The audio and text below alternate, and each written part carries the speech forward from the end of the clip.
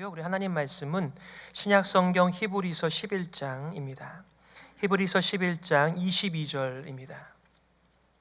우리 다 같이 한 목소리로 봉독하겠습니다. 다 같이요. 믿음으로 요셉은 임종시에 이스라엘 자손들의 떠날 것을 말하고 또 자기 해고를 위하여 명하였으며. 아멘. 믿음으로 예언하게 하소서라는 제목 가지고 말씀 증거하겠습니다. 우리 교회의 배경 속에서는 예언하게 하소서라고 하는 말에 좀 더 마음이 불편하실 분들이 계실 수도 있을 것 같습니다. 한 번은 제가 사역했던 부산의 호산나 교회의 담임 목사였던 최용준 목사님이 하와이 열방대학의 교육자 수련회를 갔다가 거기는 이제 마지막 날에 그 로렌 커닝햄 대표께서 안수해주고 예언 기도를 하시는 시간이 있거든요. 근데 이제 다녀오셔서 본인은 그것을 받지 않았다, 이제 이렇게 말씀을 하시더군요.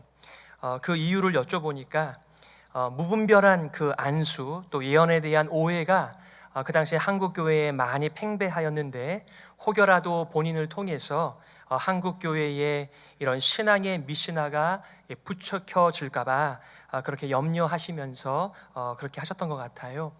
물론 그 예수전도단에서 하는 그 예언이라고 하는 것은 뭐 내일 어떻게 된다, 뭐 1년 후에 어떻게 됐는다, 또 이 비즈니스가 잘 풀릴 것이다, 막힌다, 이런 의미가 아니고요. 하나님의 말씀으로 이 경건한 사람들을 이렇게 격려해 주는 것을 거기서는 이제 예언한다, 이렇게 표현을 하거든요. 이제 그런데 그것을 잘못 이해해서 좀 어려움을 가져오기도 해서 그렇게 좀 조심스럽게 사용하는데 제가 오늘 제목으로 사용을 하게 되었습니다. 특별히 유진 피터슨 목사님께서 오늘 본문의 배경을 가지고 이렇게 의역을 하실 때에 이렇게 말씀하죠. 믿음의 행위로 요셉은 죽어가면서 이스라엘 백성의 탈출을 예언하고 자기의 장례를 준비시켰습니다. 여러분들께서 이런 맥락 속에서 예언을 이해하시고 또 기도하셨으면 좋겠습니다. 먼저 여러분들과 두 가지를 나눌 텐데 이런 질문을 또한 드리겠습니다. 요셉은 보이지 않는 자신의 믿음을 어떻게 보였는가? 이 질문 앞에서 두 가지를 볼 때 첫 번째는 아버지 야곱의 유언을 계승함으로써 보이지 않는 자신의 믿음을 증거합니다. 두 번째는 형제들과 이스라엘 백성들에게 예언함으로써 자신의 보이지 않는 믿음을 증거하고 있습니다. 오늘 22절의 말씀인데 믿음으로 요셉은 임종시에 이스라엘 자손들의 떠날 것을 말하고 또 자기 해고를 위하여 명하였으며 라고 말합니다. 자, 첫 번째인데 어떻게 우리가 요셉의 보이지 않는 믿음을 볼 수 있을까요? 또 요셉은 자신의 보이지 않는 믿음을 어떻게 선포하며 증거하였습니까? 그것은 아버지 야곱의 유언을 계승함으로써 믿음을 증거하였던 것입니다. 어떻게 보면 모든 자녀들이 대부분 상식적이라고 한다면 자신의 아버지의 유언, 어머니의 유언을 가치 있게 여겨서 진지하게 순종하려고 하지 않습니까? 그런데 그 부모님의 유언에 순종했다고 해서 그것을 믿음이라고 말하는 것이 오히려 이상하지는 않으신지요? 자, 그렇다면 야곱이 어떻게 유언을 하였습니까? 야곱은 요셉에게 그리고 그 자녀들에게 나는 돌아갈 땅이 있으니 이렇게 유언을 하였습니다. 먼저 창세기 47장에 보시게 되면 이렇게 말하죠. 이스라엘의 죽을 기한이 가까움에 그가 그 아들 요셉을 불러 그에게 이르되 이제 내가 내게 은혜를 입었거든 나를 인애와 성심으로 대접하여 애굽에 장사하지 않기를 맹세하고 내가 조상들과 함께 눕거든 너는 나를 애굽에서 메어다가 선영에 장사하라. 요셉이 가로되 내가 아버지의 말씀대로 행하리이다, 이렇게 말합니다. 근데 또 한 장을 지나가서 보면 창세기 48장에는 또 이렇게 말합니다. 이스라엘의 요셉에게 또 이르되 나는 죽으나 하나님이 너희와 함께 계시사 너희를 인도하여 너희 조상의 땅으로 돌아가게 하시려니와 라고 말을 합니다. 오늘 히브리서 11장의 한 구절로 되어져 있는 것을 이렇게 창세기 47장과 48장에 걸쳐서 이렇게 말씀드리고 있는 것입니다. 야곱은 자기 조상들의 무덤에 장사되기를 원했습니다.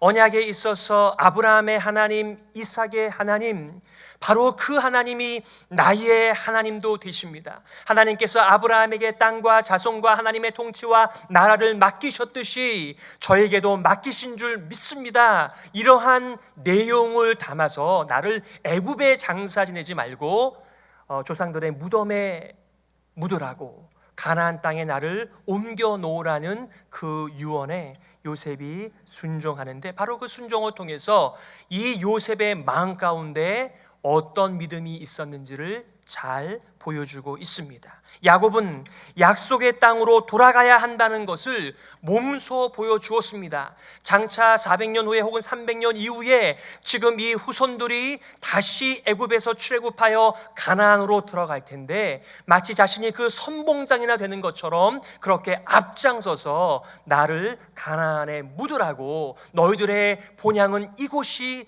아니라고 그렇게 몸으로써 설교하고 있는 것입니다. 현실적으로 한번 생각을 해보세요. 이 당시에 가나안과 애굽을 비교해 보시기를 바랍니다.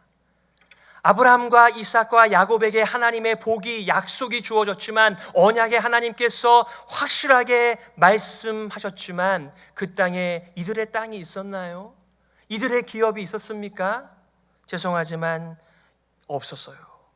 있다라고 한다면 아브라함이 자신의 사라를 묻기 위하여 은 400세겔의 막벨라구를 산 것하고요, 또 야곱이 금 200을 계산하여 세겜을 산 것, 그것이 그 땅의 자기의 땅이라고 부를 수 있는 전부였습니다. 누가 환영하는 사람도 없습니다. 하지만 애굽에는 왕이 수여한 고센 땅이 다 이스라엘의 몫이었습니다. 속되게 표현하자면 약속의 땅에는 손바닥만한 땅 한 평밖에 없었지만, 이곳 애굽에는 끝이 없는 푸른 초장과 하나님의 물된 동산 같은 먹을 것이 넉넉한, 물이 넉넉한 기름진 땅이 애굽에 있었다고요. 가나안은 여전히 이방인들의 땅이고 언제 흉년이 들지 모르는 곳이며, 하지만 애굽은 야곱이 17년을 살면서 부족함이 없이 또 아들의 그 권세에 또 의탁하면서 그렇게 살 수 있는 곳이었는데, 야곱은 나를 여기에 안장하지 말고 나를 들어서 조상들의 무덤에 나를 옮기라고 유언하였던 것입니다.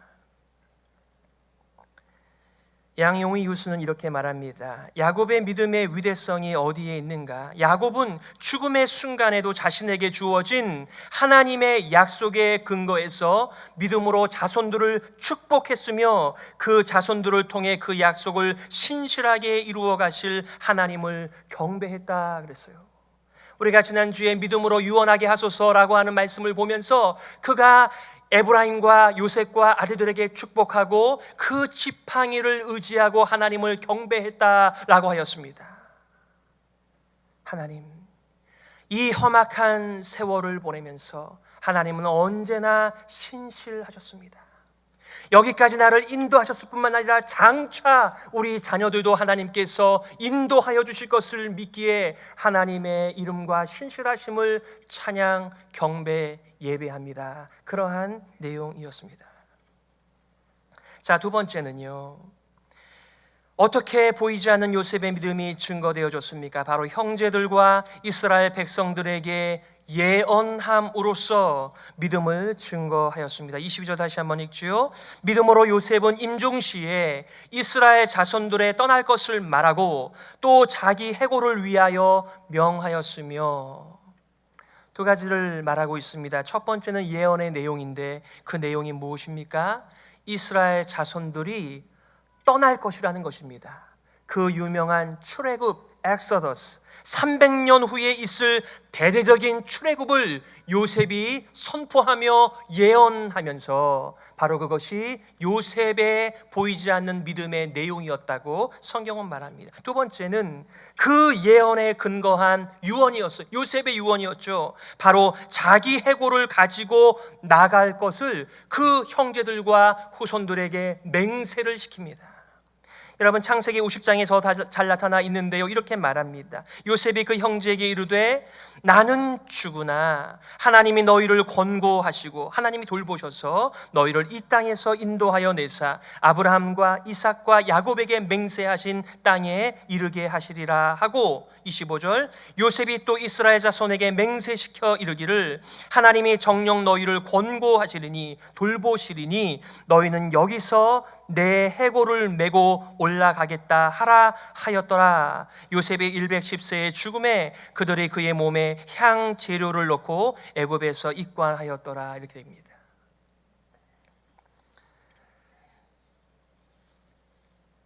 조재천 교수님이라고 횃불 트리니티 신학교의 교수님께서는 이렇게 말한 적이 있어요. 이삭과 야곱이 하나님을 믿고 하나님의 뜻을 구하고 자녀를 축복할 때 그것은 그들의 단순한 희망사항이 아니라 하나님의 언약이었다라고 말을 하는데, 특별히 요셉의 경우에는 이 약속에 대한 인식이 더 분명하게 작동되었다라고 말합니다. 바로 죽음을 맞이했을 때 그는 장래에 있을 출애굽을 기억했습니다.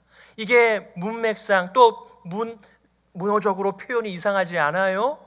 원래 기억하는 것은 과거의 일을 기억하는 것입니다. 아직 장차 올 일, 오지도 않은 일을 어떻게 기억할 수 있단 말입니까? 그러나 너무나 확실한 일이기 때문에 그렇게 자손들의 출애굽을 기억하면서 저들에게 예언을 하였다, 이렇게 말하고 있습니다. 그리고 약속의 땅으로 자기 유고를 가지고 올라가라고 명령하며 공식적으로 이들과 맹세하는 그런 시간을 보내었던 것입니다. 왜 그랬어요? 아직 보이지 않는 일들을, 장차 올 일들을 믿었기에 그렇게 하였던 것입니다. 요셉은 본향 가나안에 대한 하나님의 약속들을 믿었습니다. 그리고 후손들로 하여금 계속해서 애굽에 머물러 살아서는 안 되는 것이라고, 여기는 우리의 본향이 아니라고, 우리의 본향은 하나님의 약속하신 언약의 땅 가나안이라고 그렇게 상기시켜주면서 그렇게 예언하였던 것입니다. 더 나은 본향, 가나안이야말로 영원한 안식처의 모형임을 보여주려고 자신의 해골을 그 땅에 묻으라고 부탁하고 있습니다. 여러분, 어떻게 됐습니까? 요셉이 예언한 지 300년이 지난 후 모세가 요셉의 해골을 출애굽할 때 챙겨가지고 나갑니다. 무엇을 얘기하는 거예요? 여러분, 50년이면 100년이면 200년이면 300년이면 정말 아무것도 기억되지 않을 그때에도 누군가는 하나님의 약속을 꽉 붙들고 그렇게 살았던 믿음에 남아있는 자들이 있었다라고 하는 것을 보여주고 있는 것이지요. 우리가 아는 출애굽한 이스라엘 백성들, 남자 장정만 50만 명이 된다라고 하는 그 수많은 사람들이 기회만 있으면은 하나님에 대하여 불평하며 원망하며 애굽으로 돌아가려고 했던 것을 우리는 잘 알고 있어요. 하지만 그 가운데 남은 자들이 있었죠. 그래서 눈에 보이는 것, 들리는 것이 전부가 아니라 하나님의 언약 위에 자신의 인생을 얹어 놓으며 그렇게 믿음을 따라 살았던 사람들에 의하여 하나님의 언약이 성취되어지죠. 출애굽기 13장 19절에는 모세가 이렇게 등장하여 말합니다. 모세가 요셉의 해골을 취하였으니 이는 요셉이 이스라엘 자손으로 단단히 맹세케 하여 이르기를 하나님이 필연 너희를 권고하시리니 너희는 나의 해골을 여기서 가지고 나가라 하였음이었더라. 여기서 끝나지 않습니다. 이스라엘 백성들은 하나님께 대적하여 하나님의 심기를 불편하게 하여 40년 동안을 광야에서 헤매지 않습니까? 요셉의 해골을 들고 40년 동안 방황하다가 그렇게 끝나고 말았나요? 그렇게 끝나지 않았습니다. 정말 약속대로, 예언대로 그 해골을 약속의 땅 가나안에 들어갔었을 때에 세겜에다가 그것을 안장하죠. 여호수아 24장 32절에 여호수아와 이스라엘 백성들이 이 언약의 말씀에 순종하고 있습니다. 이스라엘 자손이 애굽에서 이끌어낸 요셉의 뼈를 세겜에 장사하였으니 이곳은 야곱이 세겜의 아비 하몰의 자손에게 금 100개를 주고 산 땅이라 그것이 요셉 자손의 기업이 되었더라. 오늘 이 내용을 가지고 여러분들과 한 가지의 교훈과 여러 가지의 적용을 나누려고 합니다. 제가 이렇게 말씀드린 적이 없는데요, 오늘 한 가지와 정말 여러 가지의 교훈을 좀 나누고 싶습니다. 그 한 가지의 교훈은요, 제가 질문을 먼저 드릴게요. 왜 히브리서 기자는 요셉의 마지막 예언을 초점 맞추며 주목했을까요? 여러분, 요셉의 생애 가운데 얼마나 굵직굵직한 하이라이트해야만 하는 그 많은 일들이 있었나요? 근데 왜 하필이면은 그 많은 것들을 내버려둔 채 이 마지막 장면에 초점하며 주목하는 것일까요? 바로 그것이 교훈입니다. 요셉은요, 아버지의 사랑을 많이 받았습니다.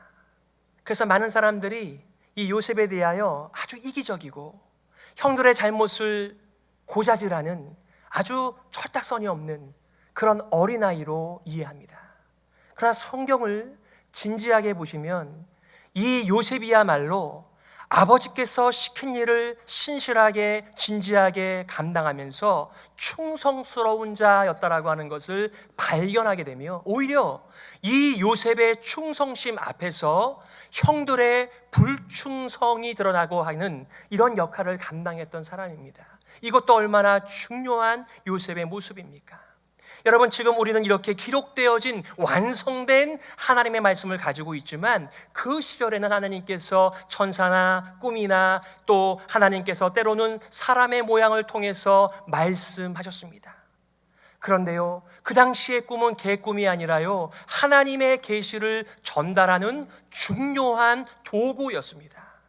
요셉은요, 하나님께서 허락하신 그 꿈을 계시로 받아서 간직하며 아버지와 형들에게 그것을 구했습니다. 아버지는 그것을 마음에 새겼죠. 하지만 형들은 하나님의 계시인 줄 알면서도 하나님의 계시를 대적하면서 요셉을 위협하며, 어디 하나님의 계시가 이루어지는지 두고 보자라고 말하며 하나님 앞에 대적했던 사람이니, 요셉의 그 충성스러운 하나님의 말씀을 붙들고 아끼며 의지했던 그 모습이야말로 얼마나 하이라이트 받아 마땅한 모습입니까?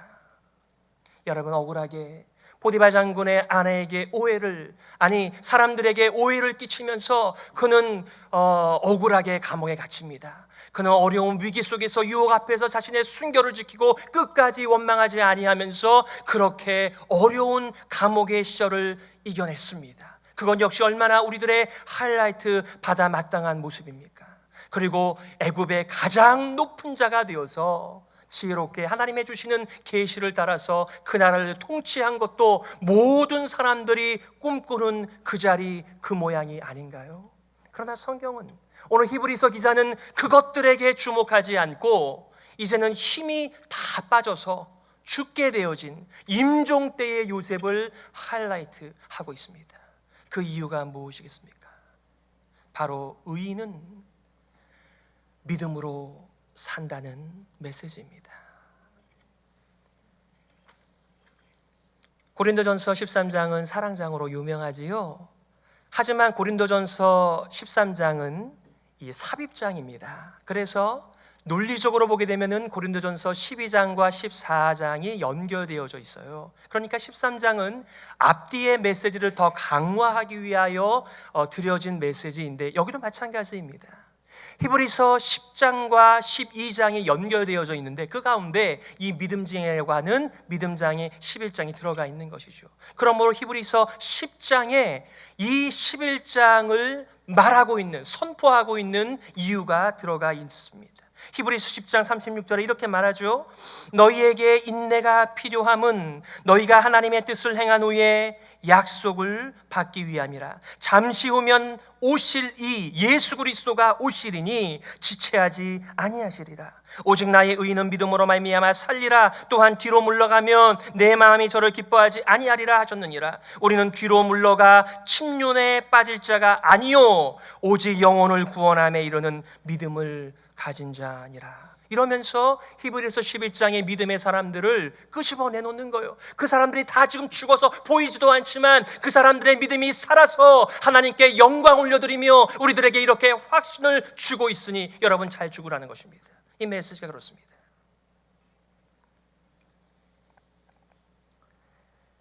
한 가지 교훈이 뭐라고요? 하박국 2장의 선지자의 말씀을 인용하면서 의인은 다른 것으로 살아가는 것이 아니라 믿음으로 산다는 것입니다. 하나님께서 약속하신 장래의 일, 애굽이 본향이 아니라 가나안이 본향이라고 하는 것을 믿음으로 내다보면서 기억하면서 예언하고 있는 요셉의 삶, 그것은 요셉의 죽음으로 끝난 것이 아니라 요셉이 죽은 이후에도 계속해서 노예 생활하는 이스라엘 백성들에게 지표가 되고 언약의 말씀이 되어 성취되어진 것을 보면서 우리도 믿음으로 살아야 된다라고 하는 것을 말하고 있는 거예요. 여러분, 초대교회 사람들은 유대교회에 의해서 또 로마의 핍박에 의해서 얼마나 어려운 삶을 살았습니까? 그들의 많은 신앙인들이 신앙 때문에 감옥에 들어갔습니다. 이 성도들은 돈을 아껴서 영치금을 마련하여 그들에게 넣어주면서 그들에게 용기를 내라고 예수 그리스도께서 곧 오신다라고 예언하면서 그렇게 그들을 격려하였습니다. 슬그머니 세상으로 돌아가려고 하는, 유대교로 돌아가려고 하는 사람들에게 우리가 뒤로 물러가는 것 하나님께서 기뻐하시지 않는다고, 그것은 죽은 삶이라고 그렇게 예언하면서 격려하면서 오늘 이렇게 한 교훈을 주시기를, 의인은 믿음으로만 산다. 아니, 믿음으로만 사는 자만이 하나님의 선택한 백성이다라고 선포하고 있는 것입니다. 제가 오늘 포함해서 7째 주 계속해서 믿음 시리즈를 하고 있습니다. 제가 어떻게 제목을 잡았죠? 의인은 믿음으로 삽니다. 그러기에 믿음으로 예배를 드리는 것이고요, 믿음으로 동행하는 것이며, 믿음으로 준비하는 것이며, 믿음으로 본향을 찾는 것이며, 믿음으로 자라는 것이며, 믿음으로 유언하는 것이며, 믿음으로 예언하며 사는 것이 우리들의 적용들입니다. 의인은 믿음으로만 사는 것이기에 그러므로 하나님의 약속 예언하며 사시기를 바랍니다. 의인은 믿음으로 말미암아 살기에 그러므로 이 세상 본향이 아닌 영원한 본향을 생각하시면서 그렇게 살아가시기를 바랍니다. 의인은 믿음으로만 살기에 뒤로 물러나지 마시기를 바랍니다. 의인은 믿음으로만 살기에 인내하시기를 바랍니다. 의인은 믿음으로만 살기에 예수 그리스도를 기대하며 사시기를 바라는 것입니다. 여러분, 우리에게 있는 믿음은 진짜 믿음입니까? 성경적인 믿음입니까? 참된 믿음입니까? 우리를 구원하는 믿음입니까? 혹시 병든 믿음이거나 약한 믿음이거나 거짓된 믿음은 아닙니까? 그것을 여러분들께서 가치 있게 여기신다라고 한다면 여러분들께서 그것을 시험해 보시며 확인해 보셔야만 되겠지요. 사도 바울께서는 이렇게 권면하지 않습니까? 고린도후서 13장 5절에 너희가 믿음에 있는가 너희 자신을 시험하고 너희 자신을 확증하라 이랬습니다. 저와 여러분이 가지고 있는 것이 진짜인지, 정말 하나님의 언약의 말씀께 우리의 삶을 위탁하면서 얼마든지 예수 그리스도의 운명에 나의 운명을 맡기고 살아가는 진정한 믿음의 삶인지 여러분들께서 분별해 보시기를 바라는 것입니다. 말씀을 정리하면서요, 사랑하는 성도 여러분, 요셉뿐만 아니라 아브라함, 이삭, 야곱, 요셉 모든 족장들이 의인은 믿음으로 말미암아 살았을 때뿐만 아니라 죽어서도 해골로도 하나님의 언약을 선포하며 백성들을 인도한 사람들이었습니다. 그러므로 말입니다, 우리의 삶의 진짜 하이라이트는 우리의 죽음 앞에서 나는 우리들의 믿음을 어떻게 선포, 증거, 예언하고 있는가가 우리를 결정하는 것이 아니겠습니까? 하나님께서 은혜 주셔서 우리의 믿음이 성경에 기초한 온전한 믿음, 정말 오늘도 내일도 믿음으로 말미암아 살아가시는 믿음의 여정, 순례자의 여정 되시기를 주님의 이름으로 축복합니다. 오늘 이 시간의 말씀을 기억하시면서 이렇게 기도했으면 좋겠습니다. 하나님, 우리도 믿음의 예언을 하게 하여 주옵소서. 나의 꿈이 아닌 주님께서 주신 꿈을 붙들게 하여 주옵소서. 그리고 세상의 본향이 아닌 하늘의 본향을 바라보고 살도록 믿음의 눈 열어주시며 끝까지 인내하는 교회가 되게 하여 주옵소서. 함께 우리 말씀을 기억하시면서 통성으로 기도하겠습니다.